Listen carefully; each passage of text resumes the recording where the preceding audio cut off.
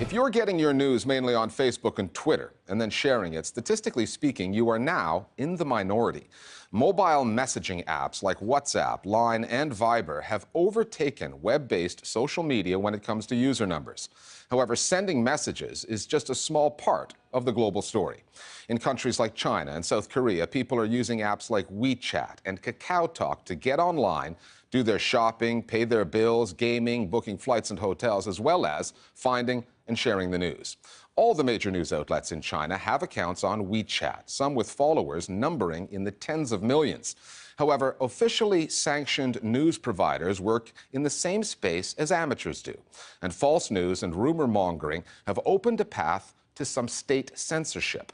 In South Korea, KakaoTalk has been pressured to hand over user data after criticism of the government in Seoul went viral. Things are different in Iran, where Telegram still provides a free forum for news and voices that are banned elsewhere on the internet. And that had implications during the elections there earlier this year. The Listening Post's Yong now on 3 mobile messaging apps and what messaging means for the news business.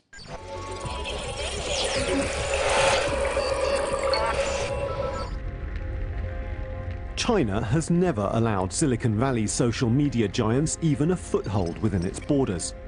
So instead of Facebook, Chinese internet users put their profiles up on Renren. China's answer to Twitter, Sina Weibo. But with 1.1 billion accounts, China's version of WhatsApp dwarfs them all. WeChat, or Weixin as it's known in China, is much more than just a messaging app. It's a one-stop portal for just about everything on the web. Gaming, shopping, accessing government services, and after a government clampdown on Weibo, WeChat is now China's #1 online platform for sharing the news. Chinese internet has had an incredibly vibrant internet culture, but there was unfortunately a large crackdown on Weibo in the summer of 2013. In essence, these sorts of vibrant conversations were being stifled, and a lot of the really interesting conversations shifted towards WeChat. One of the biggest problems that traditional newspapers have is that they are missing out on young audiences. Whether it's the current newspaper subscribers or potential subscribers in the future, a lot of new users on WeChat are young people. WeChat has become an essential platform to publish news. Global Times reaches audiences and delivers news by setting up its own public WeChat account. This is a platform for us to publish news and other content. Global Times is a state-owned English-language newspaper with 4 million followers on WeChat. Its sister paper, the Mandarin-language People's Daily, has more than 45 million followers. CCTV, China's state broadcaster, has 42 million. But even the biggest players share WeChat's information space with what's come to be known as We Media. Channels run by individuals reporting and aggregating the news for hundreds, thousands, even hundreds of thousands of followers. The trouble is, not everything that gets shared on WeChat is actually true.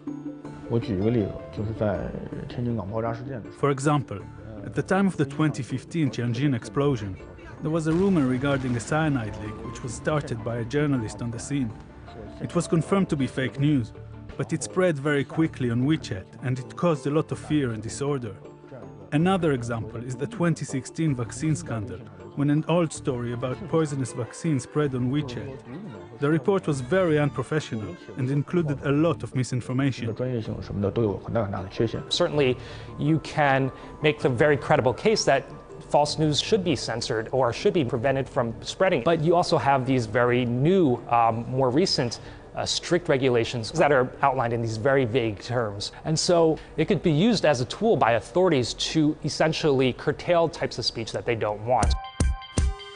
Cross the Yellow Sea to South Korea, and KakaoTalk, much like WeChat in China, hosts games, commerce, social sharing, news outlets, and, at its peak, the app boasted monthly users of more than 3/4 of South Korea's population.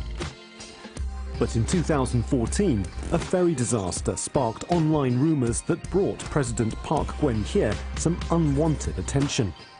The government targeted the app, and users reacted. 2014 was the beginnings of the government asking for KakaoTalk to hand over certain conversations the government felt was people spreading rumors. Kakao immediately actually refused to give more information to the government because for a period of time people started flocking to Telegram, which is a more end-to-end encrypted messaging app. When they realized that a lot of folks were shifting over to Telegram, they essentially said to the government, look, you're going to destroy our service if you continue to require us to follow these onerous measures of yours. So they basically entered a year-long standoff. In March, South Korea passed anti-terror laws that force Kakao to hand over private data when the government demands it. But in Iran, the situation is different. Telegram, which has an estimated 20 million users in the country, is still available, unrestricted, despite carrying content that would be banned on other platforms. Unlike WeChat in China and KakaoTalk in South Korea, Telegram is headquartered in Berlin, which means that exercising control from Tehran may not be that easy. And in any case, even government figures who are hostile to a free internet are already using Telegram to reach their audiences. Central authority is very crucial to how the internet operates inside of Iran since 2009, following the Green Movement. But Telegram is an outlier in this whole process. There is no authority really keeping track of what kind of content can make it out on Telegram channels. You have accounts belonging to BBC journalists whose articles and whose content would usually be filtered inside of Iran, but they have a lot of followers on their Telegram channels. The government has come out a number of times and made statements about how Telegram is proving to be a threat, but it's also a platform for the Iranian government to also have its own narrative pushed out to Iranian users on a mass scale. There are certain elements of Telegram specifically that are a little bit less threatening to the government than other messaging apps. There are sort of broadcast channels that news organizations or individuals can use, but they don't allow people to comment or to share those posts. So there's a little less public conversation, a little bit less virality, sort of built into it. Despite these limitations, Telegram made a mark on Iran's elections earlier this year. Reformist activists and citizen media used it to spread information on candidates and campaign messages that could not have reached audiences through traditional media. Former President Khatami, who's widely popular, has been put under a media ban. His name cannot be present in the official media. At a reformist election rally, they played a video message of him urging voters to vote for the most reformist candidate. Now, this recording was not mentioned in official media in any capacity, but it went viral on social media, especially on Telegram. When you look at WeChat in China and KakaoTalk in South Korea, most of their audience is really in one country. And that means that if they rub the government the wrong way in that one country, then their business is seriously at risk. Telegram can take a hit if it happens in one country and still be okay. For now, Telegram's owners in Berlin remain out of reach from Tehran. So Telegram is still an uncensored island in a sea of online restrictions. Telegram is not yet for Iran what WeChat is for China or KakaoTalk is for South Korea.